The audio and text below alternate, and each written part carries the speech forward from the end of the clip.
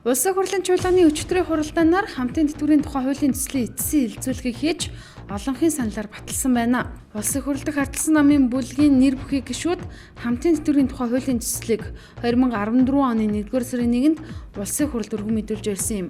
За энэ хуулийн зорилго нь хамтан амьдарч байсан ахмадын нэг нь нас нөхцсөн бол үлдсэн нь тэтгэврийн тодорхой хувийг олгоно. Тэтгэврийн хэдэн хувийг олох вэ гэдгийг тухайн үеийн засгийн газар тогтооно. Хууль 2017-оноос эхлэн хэрэгжих юм. 12 дугаар сарын 3 бол дэлхийн хөгжлийн бэрхшээлтэй иргэдийн эрхийг хамгаалах өдөр. Жилбэрийн энэ өдөр хүн амын хөгжилт нийгэм хамгааллын яамнаас хэвлэлийн урал зарлаж хөгжлийн бэрхшээлтэй иргэдийн төлөө ямар ажил хийсэн болоод хийх гэж буй ажлаа олон тайлхнадаг. Энэ жишгээр ч өчигдөр мөн тусын яамнаас хэвлэлийн урал хийж энэ өдрийг өгтөн бүх нийтийн хүртээмжийг хангаж чадахыг дээшлүүлэх сараа энийг зарласнаа танилцууллаа. Мөн саяны хүрээнд хөгжлийн бэрхшээлтэй хүний эрхийн тухай хуулийн төслийг улсын хурлын дарга дүргэн барьснаа онцлон тайлбарласан. Энэ үеэр хөгжлийн бэрхшээлтэй иргэдийн төлөөлсөн залуус хууль дүрэн боловсруулж гэхдээ цаасан дээрх хууль бодит амьдрал дээр хэрэгжих хоёрыг ижил төвшөнд хэрэгжүүлж өгөөрэй гэж хүссэн юм а. Монгол улсын ерөнхийлөгч Жилбэг Дорж Франц улсын нийслэл Парис хотноо болсон уур амьсгалын өөрчлөлттэй асуудлаарх нэгдсэн үндэсний байгууллагын Суур Конвенцийн талуудын төр засгийн тэргүүн нарын 21-р уулзалтанд оролцоод өчигдөр эх орондоо ирлээ. Тус уулзалтанд их дэлхийг хамгаалахыг зорьсон тохиролцоо хийж түүхэн гэрээ байгуулахаар 150 гаруй орны төр засгийн тэргүүн нар анхудаа цугларсан байна. Авилгын эрх цэжиглэгдэн хоригдсон эрүүл мэндийн спортын сайд шилэг дам чөлөөлөх төгсөлтөд гаргасан тул орны хүнийг нь томилох шаардлагатай болсон. Өнгөрсөн 7 хоногийн Ням гарагт Монгол Ардын хувьсгалт намын гүйцэтгэх товч хуралдаж Жамбал Жавыг эрүүл мэндийн спортын сайд нэр дэвшүүлсэн байна. Энэ асуудлыг улсын хурлд Монгол Ардын хувьсгалт нам, Монголын үндэсний ардчилсан намын шударга сэвслийн бүлгээс ерөнхий сайдад албан бичгээр хүргэлсэн байсан ч татгалзсан хариуг өчигдөр ирүүлжээ. Ерөнхий сайд энэхүү албан бичгтээ Монгол Улсын засгийн газрын гишүүн эрүүл мэндийн спортын сайдаар Жамбал Жавыг томилуулахаар ирүүлсэн албан бичгтээ танилцлаа.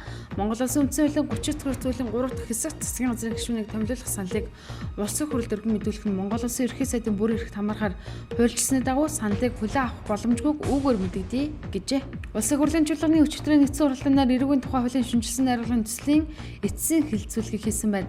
Ингэхдээ дээрх хуулийн төсөлтэй холбогдуулан байнгын орооноос оруулж ирсэн саналын томьёолоор санал хураажээ.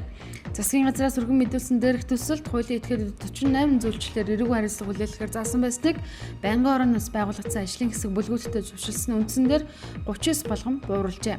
Мөн торгуулийн дээд хэмжээ 14 тэрбум төгрөг байсныг бууруулж 800 сая төгрөг болгосон байна.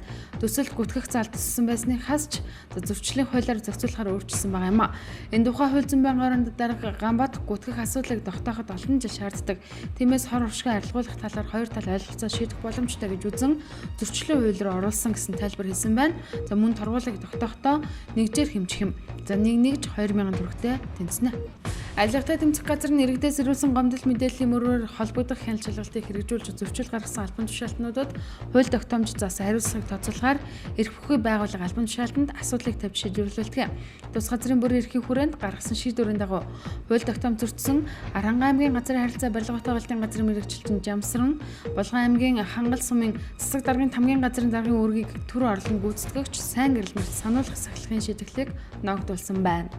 Өчигдрийн байдлаар манай орны ихэнх гол мөрөн нуур, битүү, мөсөн бүрхүүлтэй мөсний зузаан доктортой нэмэгдэжээ. Гэсэн хэдий ч мөсний зузаан олон жилийн дундаж болон өнгөрсөн оны мөн инхээс 10-аас 20 см бага, мөн нуурын толой голын нийт уртын дагууд мөсний зузаан харилцаа адилгүй байна. За энэ нь мөсний даа зөвхөн мал, машин зэрэг явахад аюулгүй хэмжээнд хүрч бэхжээгүй гэсэн үг. За иймээс ард иргэдийг зам товчлох, цаг хожих зэргээр мөсөн дээгүүр явахгүй байхыг ус цагуур орчны судалгаа мэдээлэл өрөөлөнгөөс онцгойлон анхааруулсан байна. Гацуурт компани ашиглалтын талбайд гарааргаар ашигт малтмал олборлагч 2 эргэн шоронд оргицсан их дуудлагын дагуу Сэлэн аймгийн онцгой байдлын газрын даргаар ахлуулсан онцгой байдал цагдаагийн албан агчид тухайн газар дээр ажиллаж шоронд дарагдсан хүмүүсийг гаргахад нас арсан байжээ. Зөвшөөрлгүйгээр гарааргаар албарлаж байгаад шоронд дарагдаж нас арсан иргэд нь Сэлэн аймаг Баянгол сумын 2 дугаар багт оршин суух 42 настай эрэгтэй Х, Дархуул аймгийн Харьяат 31 настай эрэгтэй Д нар байсан байна. Энэ хэрэг Сэлэн аймгийн Мандал сумын Түнхэл багийн Сүн уул гэдэг газар үйл ажиллагаа явуулдаг Гацуурт компани ашиглалтын талбайд болсон байна.